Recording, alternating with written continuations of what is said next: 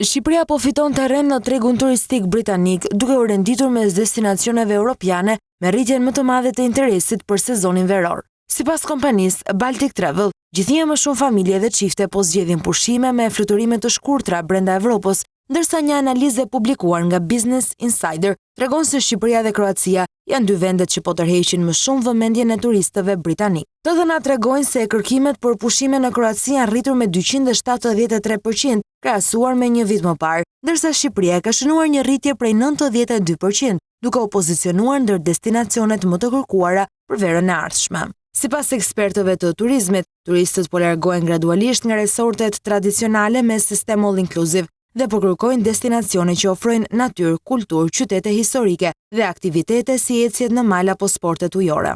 Në këtë prirje, Riviera Shqiptare po ndërton një reputacion gjithnjë më të fortë fal plazheve të saj, peizazheve malore dhe raportit të favorshëm mes cilësisë dhe çmimit. Këto elemente po e bën Shqipërinë një alternativë tërheqëse ndaj destinacioneve më të mbipopulluara të mesdhellë. Edhe koha e shkurtër e fluturimit nga Britania e Madhe po ndikon në zgjedhjen e turistëve, të cilët kanë më shumë mundësi të planifikojnë fundjava të gjata ose pushime njëjavore pa udhtime të lodhshme. Drejtoresha ekzekutive e Baltic Travel, Birthe Nilsen, u shpreh se interesi për këto destinacione është rritur ndjeshëm, pasi turistët kërkojnë më shumë se sa vetëm diell dhe plazh. Sipas saj, vizitorët dëshirojnë të përjetojnë peizazhe të veçanta, të vizitojnë qytete historike, tregje tradicionale, kafene lokale dhe të njohin kulturën e vendeve që zgjedhin për pushime.